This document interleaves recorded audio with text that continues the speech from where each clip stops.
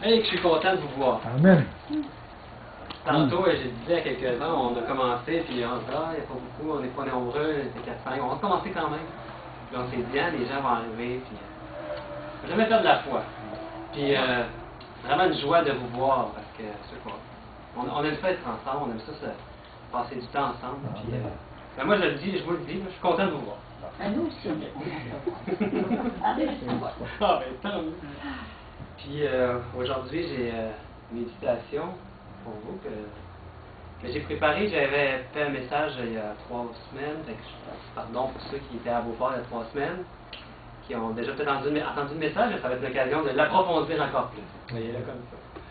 Puis le titre s'appelle, si je continue, La graine de moutarde. On m'a dit que ça, c'était des graines de moutarde. Mais, On le conseille. en tout cas, on ne va pas douter de quand quelqu'un nous dit quelque chose, mais non. Ce qu'on va voir, c'est qu'une graine de moutarde, une graine de sénévé, c'est une très petite graine. On m'a dit que c'est parce qu'elle était prise en gros plan. Je fais confiance à la personne qui m'a dit ça. Mais j'ai quand même un petit doute, en tout cas. Il me semble que c'est pas des graines de moutarde. Mais en tout cas, c'est pas vraiment important. L'important, c'est que c'est des graines. Puis, c'est une parabole. Est-ce que vous connaissez cette parabole de la graine de moutarde ou de la graine de sénévé? On va l'étudier ensemble. Puis c'est une parabole qu'on va étudier aujourd'hui qui nous parle du royaume de Dieu.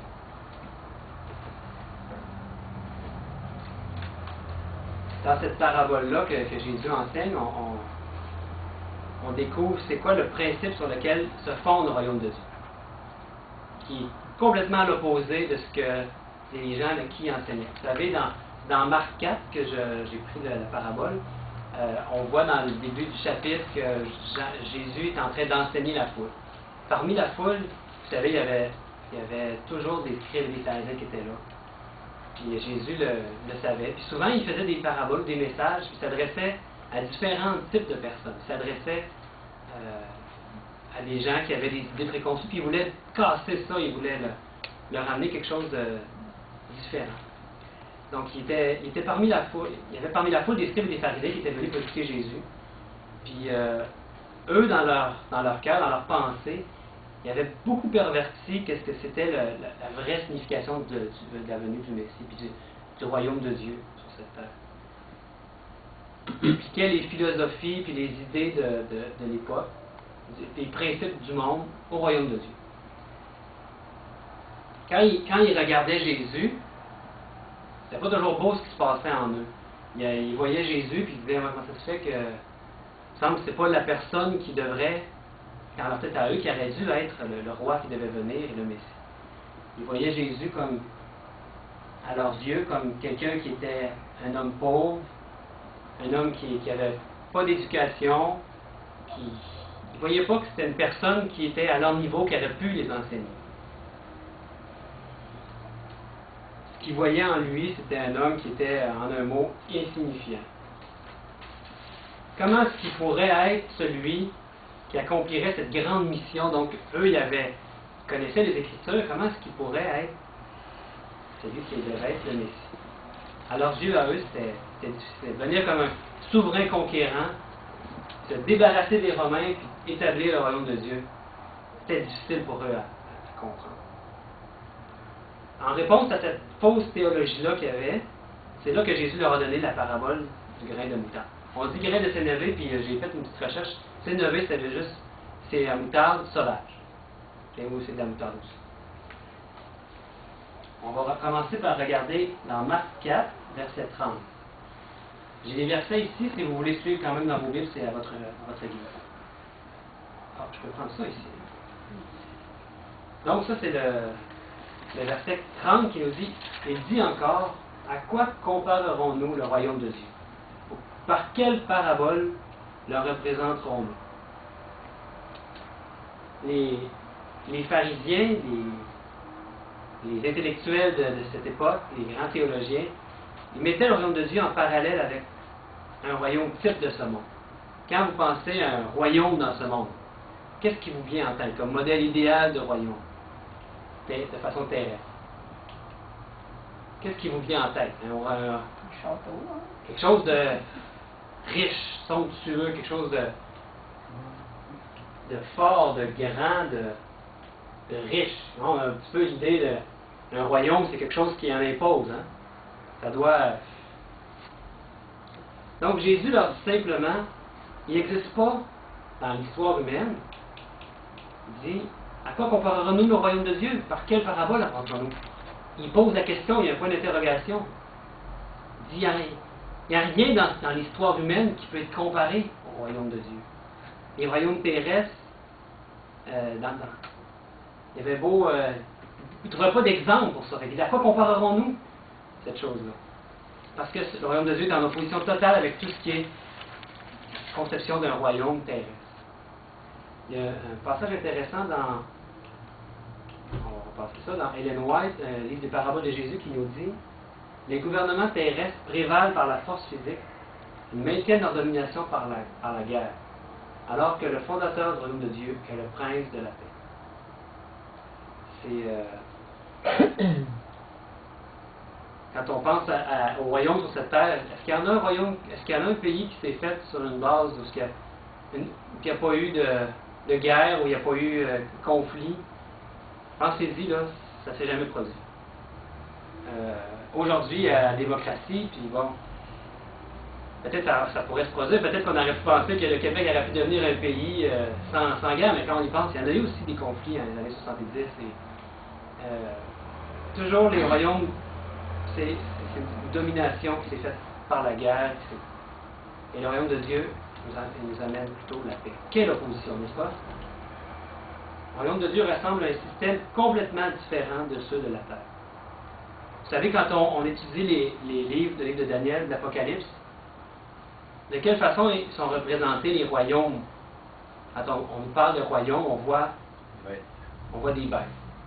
Puis si on reste au premier degré, ben, on en voit des bêtes, puis ça nous fait peur, on comprend pourquoi il y a des bêtes. Mais quand on voit les symboliques de tout ça, on voit que Dieu, dans sa révélation, soit à Daniel ou à Jean, il s'est servi de bêtes pour symboliser des royaumes.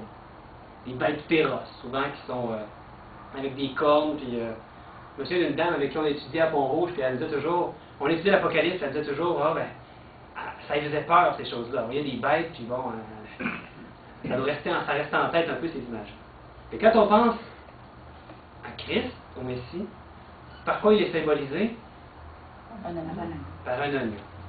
Quelque chose de beaucoup moins... c'est vraiment une opposition.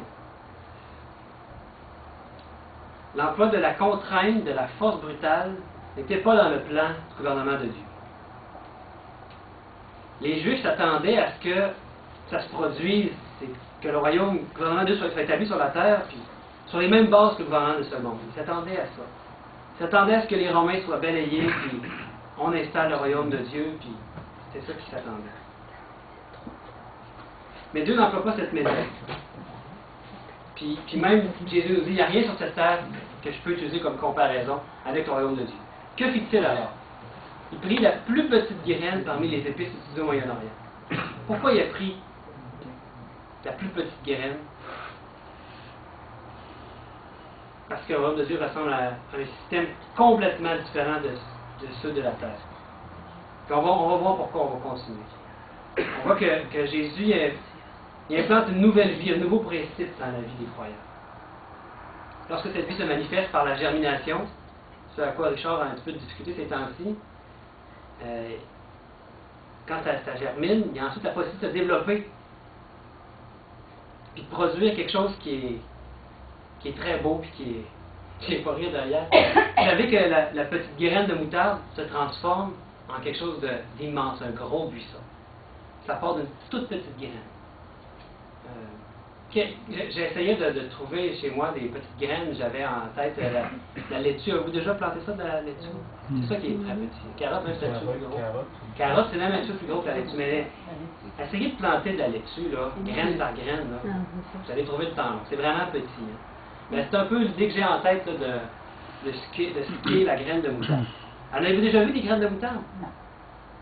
Ben, en tout cas, on va faire confiance que ce qu'on a vu au début, c'était ça, là, même si ça m'apparaît un peu gros.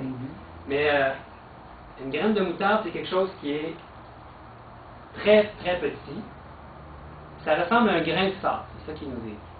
quand on rejetait des grains de sable, là, si on met entre les doigts, il peut y avoir différentes grosseurs, là, mais c'est très petit. Ça produit quelque chose qui dépasse toutes les autres plantes, tous les autres légumes. C'est une plante commune à l'époque de Jésus. Fait que Jésus se servait toujours de choses qui étaient que les gens connaissaient, parce que si c'était servi de quelque chose qui était loin de leur réalité, il y aurait de la difficulté à comprendre. Okay? C'est servi de quelque chose qui avait très présent à l'époque de Jésus, puis encore aujourd'hui en Europe, puis en Israël, c'est quelque chose de présent. C'était quelque chose de connu parce que c'était une épice très importante pour eux. C'était la principale qui servait pour assaisonner leur viande. Sinon, c'était la viande cachère, c'est quelque chose qui n'avait pas de goût, c'était insipide. C'était très utilisé pour donner de la saveur. Donc, Jésus compare le royaume de Dieu avec la plus petite des graines. Grosse comme un grain de sable. La graine de moutarde qui produit un énorme buisson. Étonnant, n'est-ce pas? On peut être confus, se dire, mais pourquoi il compare le royaume de Dieu à ça? On a vu tantôt que c'était à l'opposé des gouvernements de ce monde. Que le gouvernement de Dieu, il n'arrivera pas par la force. Dieu ne va pas prendre la terre ou ne va pas établir son royaume par la violence. Il implante une nouvelle vie, un nouveau principe nouveau en chacun d'eux. Aussi longtemps que cette graine demeure dans la boîte, laissez vos graines dans la boîte, puis il ne se passe rien, hein, Charles? Aussi longtemps qu'elle n'est pas plantée, elle n'est d'aucune utilité pour la reproduction. Mais à l'instant où vous la semez, le principe de vie qu'elle contient en elle et qui dort jusque-là, éclot à la vie. Il se passe quelque chose. On va continuer dans la parabole dans Marc 4, 31 et 32. Jésus continue. Il est semblable à un grain de sénévé, on parle du royaume de Dieu, qui, lorsqu'on le sème en terre, est la plus petite de toutes les semences qui sont sur la terre. Mais lorsqu'il a été semé, il monte, devient plus grand que tous les légumes et pousse de grandes branches en sorte que les oiseaux du ciel peuvent habiter sous son nom. Impressionnant, n'est-ce pas? Lorsque cette graine éclot à la vie, elle commence à grandir d'une manière si importante qu'elle finit par couvrir toute la surface de la terre. Donc, il se réfère à l'établissement de son royaume comme fondement de l'Église chrétienne. Comment est-ce qu'a débuté cette Église-là? Combien il y avait de disciples proches de Jésus? Ils n'étaient pas nombreux, hein? Il était 12 disciples, il y en avait quelques-uns sympathisants autour. Est-ce que, aux yeux des scribes et pharisiens, ces disciples-là avaient une quelconque valeur? Alors, là, c'est eux que Jésus a choisi. Il est allé, il aurait pu choisir des scribes, il aurait pu choisir des pharisiens. Il a choisi de choisir des personnes qui, aux yeux du monde, avaient que peu d'importance à leurs yeux. C'est quoi la valeur aux yeux des pharisiens, des premiers disciples?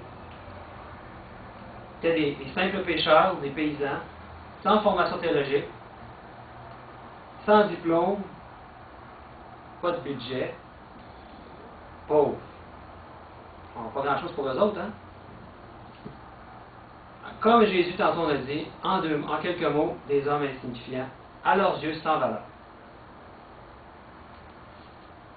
Et quelques années plus tard, cette graine avait germé et grandi si puissamment que les ennemis de l'Évangile accusaient l'Église chrétienne et les disciples de bouleverser le monde.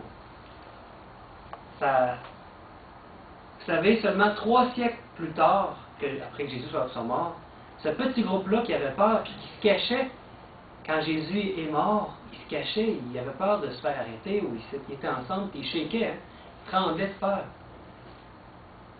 Puis après ça, il y a eu la Pentecôte, et là, ils ont commencé à propager, à annoncer l'Évangile avec puissance, avec la puissance de l'Esprit. Donc, un tout petit commencement, mais une grande croissance. 3 siècles plus tard, qu'est-ce qui se passe?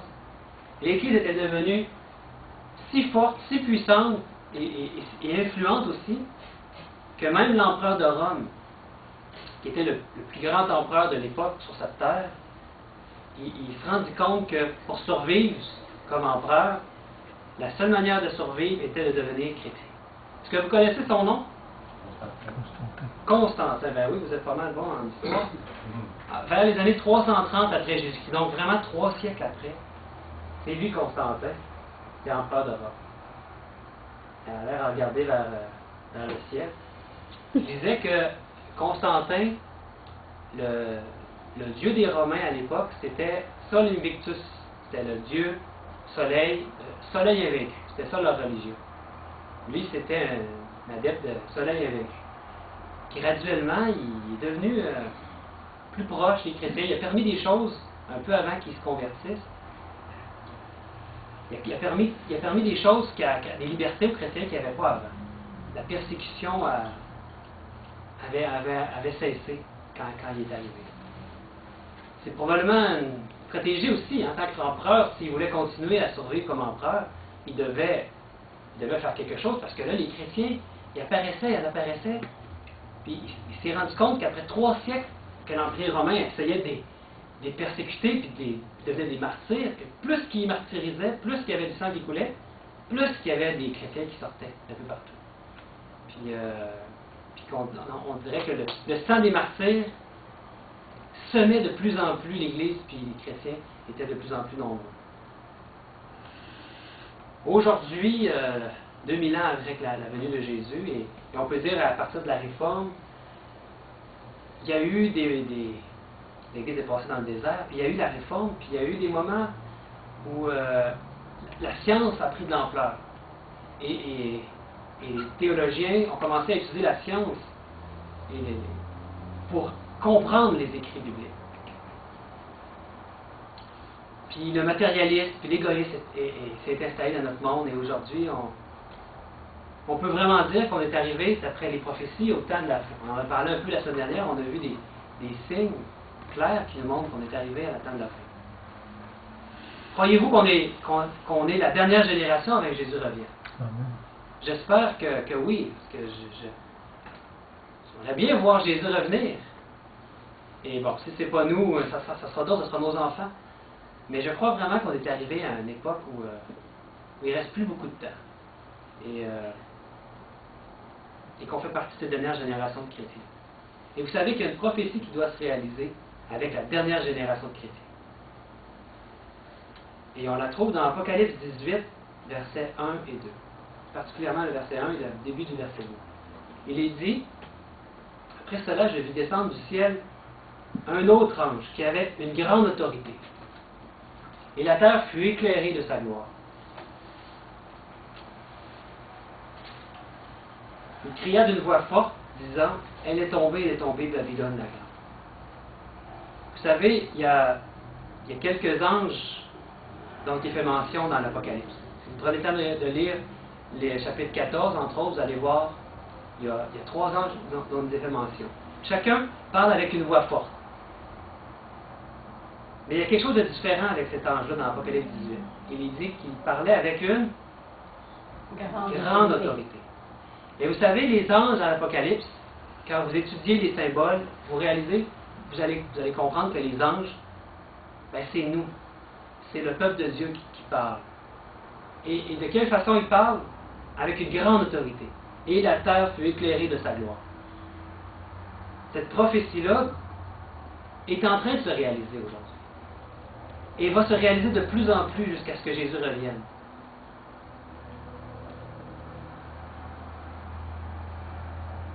Donc, une grande autorité. Dans Luc 4, verset 32, on voit que les gens étaient frappés par la doctrine de Jésus. Les gens étaient frappés par ce qu'il enseignait.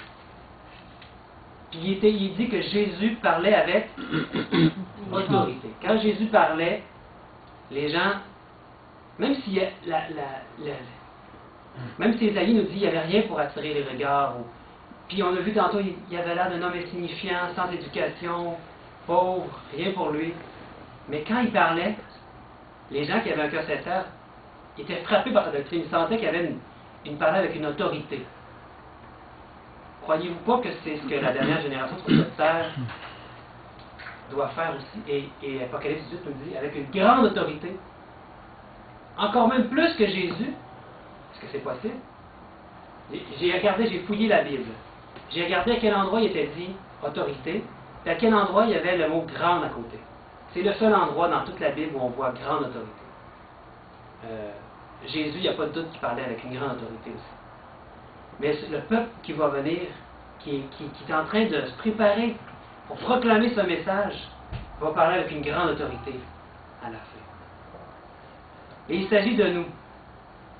Cela nous concerne, mes frères et sœurs.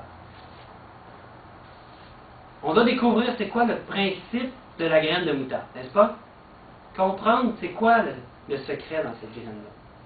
Quelle est donc la cause de la transformation de cette si petite semence en un arbre qui devient si grand? Tout d'abord, on doit dire que dans la vie contenue dans la graine a la capacité de se développer, de devenir un grand arbre. On en a la capacité. Exactement comme la vie de Christ a la capacité de produire une Église dynamique et puissante, apportant la paix et l'espoir au monde qui l'entoure. Ensuite, cette vie de graine ne peut produire un si gros arbre qu'après être mort. C'est le principe de toute semence. Regardez, mettez une graine en terre, une fois qu'elle a poussé, vous allez pouvoir ressortir la graine, qu'est-ce qu'il y a? Vous allez voir qu'elle est en train de moisir, elle doit mourir cette graine-là. C'est même chose pour le maïs, la moutarde, toutes les graines, pensez-y, c'est la vie par la mort. La graine doit être semée, elle doit mourir avant que la vie ne se produise, et ensuite elle donne un gros buisson. Prenons un texte dans 1 Corinthiens. Je vous invite à prendre vos Bibles, parce que je ne l'ai pas mis à l'écran, il est un peu long. 1 Corinthiens, chapitre 1. Puis on va voir clairement que Dieu ne dépend pas des ressources humaines pour accomplir sa mission. À l'époque, il n'y avait pas de budget. Est-ce qu'ils ont eu besoin d'un budget pour accomplir leur mission? Est-ce qu'ils ont eu un budget d'avoir des millions?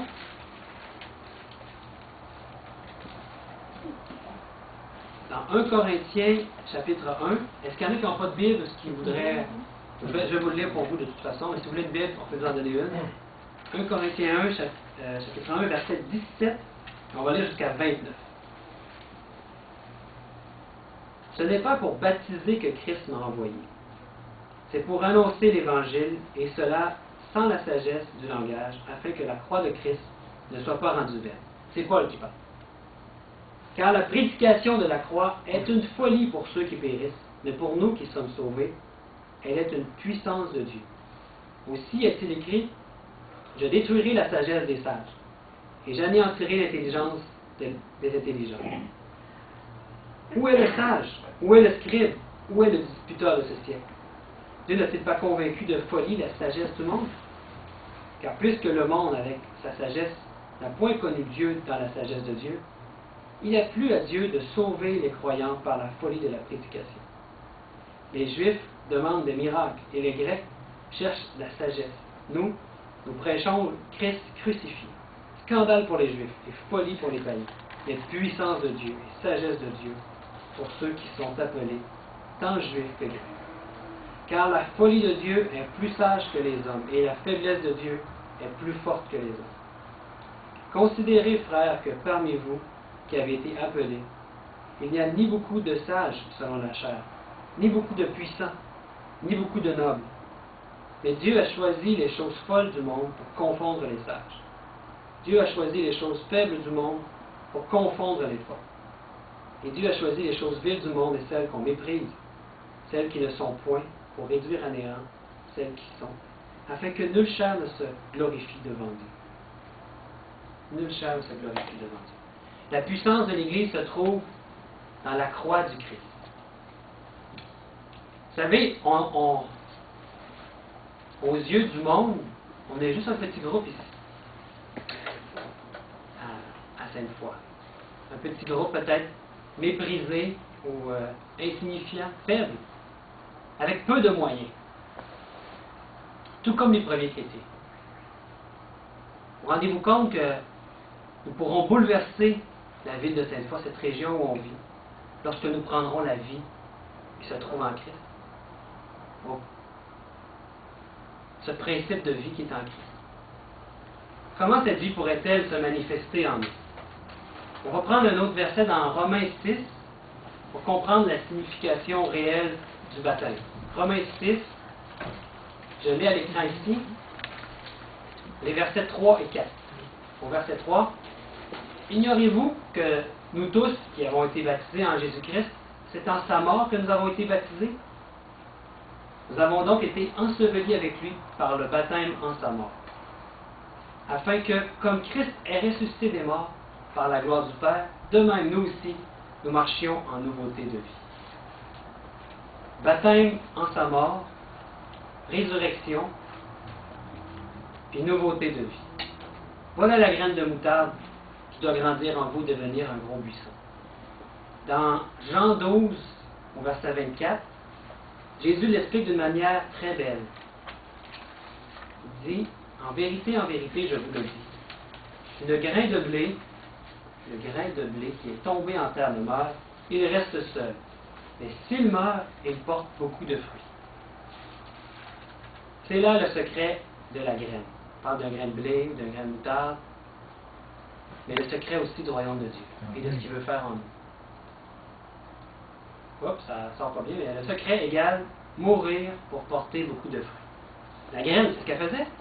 Elle doit mourir pour qu'une plante germe et qu'elle porte après beaucoup de fruits. Et Jésus a choisi cette parabole de la graine pour nous parler du royaume de Dieu. Vous remarquez que Jésus utilise aussi les semences à de nombreuses reprises pour mettre en image le principe de son royaume. Elle doit en premier lieu mourir avant de pouvoir donner tout ce qui est en elle, c'est-à-dire la puissance de grandir et de se développer. Mais si elle demeure seule, rien ne se passe. Si elle meurt, elle produit beaucoup de fruits. Au verset 25, c'est la suite. Jésus maintenant l'applique à notre vie personnelle. Il dit, celui qui aime sa vie la perdra. Et celui qui est sa vie dans ce monde la conservera pour la vie éternelle. Dans 1 Corinthiens 15, Paul exprime la même idée et emploie le vocabulaire très fort. Il dit, insensé, ça aux Corinthiens, vous philosophes, ne vous rendez-vous pas compte que ce que tu sèmes ne reprend point vie s'il ne meurt?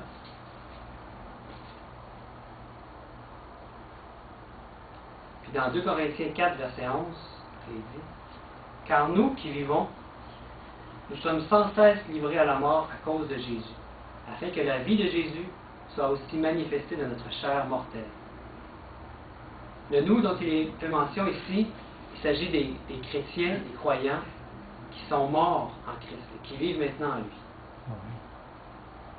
Afin que la vie de Jésus soit manifestée dans notre chair mortelle. Avez-vous conscience de ce que Jésus est en train de nous enseigner ici par l'intermédiaire de Paul? Qu'est-ce que Paul nous apprend? Il nous apprend que la vie que vous avez en naissant, la vie de la chair, ne peut grandir dans le royaume de Dieu. Oubliez ça. La chair ne peut pas hériter du royaume de Dieu. Elle ne peut pas grandir jusqu'au royaume de Dieu. Elle doit mourir. Dans 1 Corinthiens 15, verset 50, ce que je dis, frères, c'est que la chair et le sang ne peuvent hériter le royaume de Dieu. Et que la corruption n'hérite pas l'incorruptibilité. Quelle est la vie qui doit grandir en nous? C'est la vie de Christ, implantée au moment de la nouvelle naissance. Elle doit se développer, cette vie, jusqu'à ce qu'elle envahisse totalement tout le reste, tout notre être. Amen. Que rien, même pas un petit bout du pied, reste dans la chair et avec nos propres désirs. Mais que cette vie-là puisse prendre le contrôle de tout notre être. Wow! Croyez-vous que cela est possible? Oui. Amen. Peut-être que ça vous paraît, wow! Et vous savez, quand on parle dans les évangiles, quand on parle du combat du chrétien, voilà le combat du chrétien. C'est pas de se fatiguer à la tâche et de... Peut-être le Seigneur va nous pousser à faire ces choses-là, d'aller frapper aux portes et de... Peut-être qu'il va nous pousser à ça, mais le vrai, véritable combat du chrétien, ce à quoi nous devons lutter soir et matin, à tout moment de notre vie, c'est d'accepter que notre ego doit mourir, que notre chair doit mourir, et que cette vie de Christ soit implantée en nous. Et ça doit se faire tous les jours. accepter que ça nous envahisse totalement, que ça prenne le contrôle sur tout le reste. Donc, vous croyez que c'est possible? Par la puissance du Saint-Esprit. Et la seule manière dont c'est possible, c'est en suivant le principe de la croix. Dans Luc 9, verset 23, Jésus nous dit, « Si quelqu'un veut venir après moi, qu'il fasse quoi? Qu'il renonce à lui-même. Qu'il renonce à lui-même, qu'il se charge chaque jour de sa croix et qu'il me suive. » Vous savez, des fois, on utilise ce texte-là pour dire « Hey, tu dois te charger de ta croix, ça va être dur, ça va être pesant. » Mais en réalité, se charger de sa croix, c'est renoncer à nous-mêmes. C'est ça le combat qu'on a à mener. Renoncer à nous-mêmes. Et c'est pas un combat qu'on doit sous-estimer, mes frères et sœurs. D'accepter ce principe de vie qui est en Christ. Est-ce que le monde a besoin de voir combien nous sommes bons? Oui. Oui? En fait, ils ont besoin de voir Jésus en nous. Moi, je dis, le monde n'a pas besoin de voir combien nous sommes bons. Là, je pose la question. Qu'est-ce que le monde a besoin? Le monde a besoin de voir Dieu, tu es d'accord? Oui. S'il pouvait voir Dieu, il croirait, non? Amen. Mais est-ce que Dieu va descendre et va se révéler à nous? Il va nous... Mais c'est ça que Dieu a besoin. Dieu manifesté dans la chair. Je me souviens, c'est ce que mon frère André avait écrit l'autre jour, hein? C'est bien ça, Dieu manifesté dans la chair. C'est ça que le monde a besoin aujourd'hui. Vous êtes d'accord avec ça? Amen. Il a besoin de voir Dieu dans la chair. Quelque chose qui est mystérieux, n'est-ce pas? Quelque chose qui est dur à comprendre. C'est ce que le monde a besoin. Et c'est ce qui va bouleverser le monde. Et c'est ça le royaume de Dieu. Ça, c'est ce principe-là qu'on doit comprendre dans la graine de moutarde. Et dans Luc 17, c'est ce que Jésus voulait dire. Il dit quelque chose de formidable. Les pharisiens demandèrent à Jésus quand viendrait le royaume de Dieu. Il parle du royaume de Dieu. Il leur répondit, le royaume de Dieu ne vient pas de manière à frapper les regards. Encore là, on voit l'opposition avec l'idée d'un royaume terrestre et d'un royaume du royaume de Dieu. Ça ne vient pas de manière à frapper les regards. On ne dira point, il est ici ou il est là, car voici, le royaume de Dieu est au milieu de vous. Croyez-vous ça possible que le royaume de Dieu soit au milieu de nous aujourd'hui? Dans le groupe Agapé? Et il est dit que Jésus est amour. Jésus est Agapé. Et c'est ça, cet Agapé-là qui doit être en nous. Et c'est pour ça qu'on a essayé d'appeler le groupe Agapé, pour mettre ça en évidence, cette chose-là. Que Jésus est au milieu de nous. Le royaume de Dieu est là maintenant. C'est pas quelque chose qui va arriver. Oui, il va devenir pleinement concret quand Jésus va revenir. Il va établir, il va avoir un endroit vers la Nouvelle Jérusalem. Mais aujourd'hui même, le royaume de Dieu est au milieu de nous. Hein, c'est pas moi qui le dis, c'est Jésus lui-même qui dit ça. Et il faut le croire que Jésus, c'est ce qu'il veut faire avec nous. Si on ne sait pas ce que Dieu veut faire avec nous, qu'il veut manifester sa gloire dans notre chair, on ne pourra jamais entrer dans son plan. Et on va continuer à lutter dans la chair. Et le Seigneur dit, arrête donc de lutter, renonce à toi-même. Puis accepte tous les jours d'être un sacrifice vivant. Puis que je puisse me manifester pleinement en toi. Mes amis, la seule façon dont la vie puisse éclore en nous et produire un vrai chrétien est de mourir pour le reste de notre vie, afin de permettre à la nouvelle vie de surgir. C'est l'unique chemin, il n'y en a pas d'autre. Mourir chaque jour. Ça me rappelle le sacrifice quotidien dans le sanctuaire. Et je dois vous dire que j'ai été beaucoup touché par cette chose-là quand j'ai participé aux conférences qu'on a données l'année dernière que Claude faisait. J'avais jamais compris ça de cette façon-là. Ça m'a vraiment touché de voir que on avait vu que dans le sanctuaire, il y avait un sacrifice quotidien. Vous vous souvenez, pour ceux qui étaient là? Pour ceux qui n'étaient pas là, je vous le raconte. Chaque jour, il y avait un agneau, matin et soir. Il y avait 2 fois, il y avait un agneau qui devait mourir. Et cet anneau-là symbolisait qui? On l'avait vu. Symbolisait Jésus-Christ qui devait venir, et matin et soir, qu'il soit le sacrifice quotidien. Jésus est devenu ce sacrifice quotidien. Et moi, j'en étais arrêté là. Et j'ai découvert après dans la cour que plus que ça, maintenant, qu'est-ce que Jésus veut faire en nous? Qu'est-ce qu'il veut faire en nous? Il veut que chaque jour, nous puissions être aussi un sacrifice quotidien. Qu'on puisse renoncer au moi et qu'on puisse le mettre sur l'autel. Il y avait aussi un autel où il y avait des sacrifices qui se faisaient. Chaque jour, qu'on soit un sacrifice quotidien. Donc, matin et soir. Pourquoi ne pourrions-nous pas continuer le sanctuaire en nous? Parce qu'il est dit que nous sommes le temple du Saint-Esprit. Nous sommes le sanctuaire dans lequel Dieu veut manifester sa gloire. Amen. Il l'a manifesté dans le lieu très saint de quelle façon? Par une boule de feu. On appelle ça la Shekinah. Et aujourd'hui, c'est ce qu'il veut faire avec nous. Il veut qu'on puisse manifester sa gloire. Et matin et soir, il avait cru bon d'instaurer ce sacrifice-là d'un agneau. Est-ce que ce ne serait pas bon pour nous aussi d'instaurer le même rituel de notre vie, le même sacrifice, matin et soir? Et vous savez, notre prière à Dieu, notre communication avec lui, c'est vraiment ce qui est vital pour nous aujourd'hui. Que matin et soir, on puisse se donner à Christ, à Dieu, dans nos prières. Et à la fin du message, j'ai une prière à vous suggérer.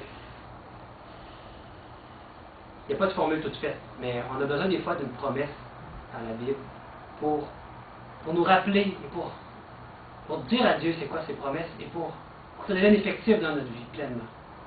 Vous savez, lorsque chacun d'entre nous mourra et laissera de cet esprit agir pleinement dans sa vie et prendre le contrôle, le pouvoir dans sa vie, je peux vous garantir qu'aussi petit groupe et aussi insignifiant et méprisé qu'on puisse l'être aux yeux des gens, nous pourrons bouleverser cette région. Mais aussi longtemps que la majorité d'entre nous refuse de mourir, le petit reste devra lutter. Dieu veut que le corps entier, c'est-à-dire le royaume de Dieu, grandisse. Il veut que chacun d'entre nous meure. Je peux vous avertir que si vous refusez de le faire, vous résistez contre ça, contre cette mort à votre ego, vous finirez par mourir, parce que Jésus le dit, celui qui ne déteste pas sa vie, la perdra. On l'a lu tantôt. Détester sa vie, ça vous passe. Pardon? Celui qui hait sa vie, on l'a vu tantôt. Celui qui l'est, Oui. va être sauvé. Oui, celui qui hait sa vie. Mais il y a un autre verset, est-ce que je l'ai? Celui qui ne détestera pas sa vie, la perdra. Je vais trouver le verset. Mais détester sa vie, ce que Jésus veut dire ici, c'est de mourir à son ego. C'est de tellement réaliser que ce principe-là, c'est Christ qui est notre justice, qui doit habiter en nous. Et si vous soumettez votre vie actuelle à la croix de Christ, cette graine unique qui a été semée au moment du calvaire, cette vie unique apparaîtra et produira un grand arbre qui donne des fruits. Les hommes et les femmes viendront et diront, « Quel arbre merveilleux! Comment l'avez-vous obtenu? On veut connaître c'est quoi votre secret. Comment vous en êtes-vous si bien occupé? » Et vous direz, qu'est-ce que vous direz? Pour moi, c'est Christ. Pas moi, mais Christ. Une seule graine est mourue à la croix du calvaire, qui s'est répandue sur toute la terre. Incroyable, n'est-ce pas? On a vu que 300 ans après, cette graine-là s'était répandue, et même que l'empereur de Rome s'était converti. Pas moi, mais Christ. L'histoire de cette graine unique se trouve dans les 4 premiers livres du Nouveau Testament, qui sont appelés les Évangiles. On voit cette graine-là. On nous parle de Jésus dans ça. Cette graine surgit à la vie dans l'Église chrétienne, produisant un immense travail. Et ainsi donc, le monde entier fut ébranlé jusque dans ses fondations. Et dans quel livre se trouve le récit de cet arbre qui provient de cette graine unique? Dans quel livre on trouve ça? Dans le livre des Actes. On voit ça dans le livre des Actes. Vous allez voir que ça, c'est en action, cette graine-là, qui se développe. Mais malheureusement, le diable pénétra aussi, il pervertit ce véritable évangile. Et qu'est-ce qui est arrivé? De l'expression « pas moi, mais Christ », qu'est-ce qui est arrivé avec ça? Moi avec Christ. Moi plus Christ. Tous nos budgets, tout notre argent, toute notre technologie, ne résoudront pas le problème. La seule solution est de mourir et de se laisser diriger par l'Esprit de Dieu, par cet Esprit. C'est alors que nous croîtrons. Et je ne parle pas seulement croître numériquement. Le plus important n'est pas de croissance en nombre, mes frères et sœurs, c'est une croissance spirituelle. Bien sûr, une croissance en nombre va arriver de soi quand il va y avoir une croissance spirituelle. Avant que le Saint-Esprit bouleverse le monde par notre entremise, il y a quelque chose qui doit être bouleversé. Et c'est nos vies à nous. Avant qu'on puisse bouleverser le monde, il faut d'abord que nos vies à nous soient bouleversées. Ma prière est que tous acceptent de mourir et de laisser l'Esprit diriger. Laissons le Seigneur vivre en nous. Qu'on puisse tous sortir aujourd'hui et avoir ce même but en tête. Pour moi, vivre, c'est Christ. Et j'aimerais vous proposer cette prière inspirée de Galates 2:20. Et on va prier dans quelques instants pour ça. Qui dit « Je suis crucifié avec Christ. Toutefois, si je vis encore, s'il y a encore quelque chose en moi qui vit, c'est pas ce que le texte dit. Le texte, Paul il dit « J'ai été crucifié avec Christ. Et si je vis, ce n'est plus moi qui vis.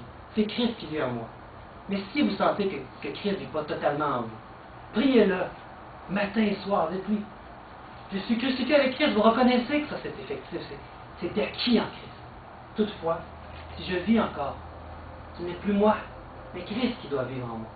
Et je vis désormais par la foi dans le Fils de Dieu qui m'aime et qui se donna pour moi. Est-ce que vous voulez prier cette chose-là chaque jour de votre vie? Est-ce que vous voulez aujourd'hui prendre un engagement avec le Seigneur? Vous n'êtes pas obligé, vous savez.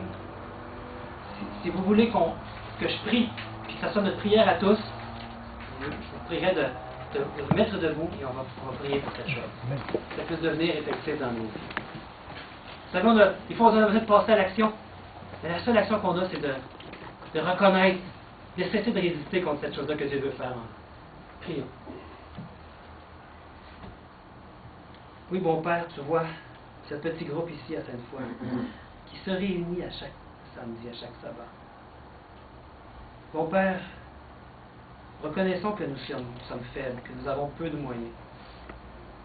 Et nous reconnaissons que ce que nous avons besoin, c'est de témoigner à toi, ce que nous avons besoin, c'est de Christ, qui puisse se manifester en nous. Et comme Paul, nous voulons dire, je suis crucifié avec Christ. Toutefois, si je vis encore, que ce ne soit plus moi qui vis, mais que ce soit Christ qui vive en moi. Et nous voulons mettre toute notre confiance au Fils de Dieu, qui nous a aimés, qui nous aime encore, qui veut mettre tout son amour en nous et bouleverser complètement notre vie par cet amour. Nous transformer à son image. Pour que, mon Père, cette petite graine qui est morte sur la croix il y a 2000 ans et qui est devenue, qui a recouvert la terre et qui s'est propagée, puisse aujourd'hui maintenant se propager en nous et croître en nous jusqu'à ce que ça envahisse totalement la terre et que ça soit quelque chose pour ta gloire. Bon Père, que nous puissions voir ta gloire manifestée au milieu de nous. C'est notre prière. Au nom de Jésus. Amen. Amen. Que Dieu vous garde.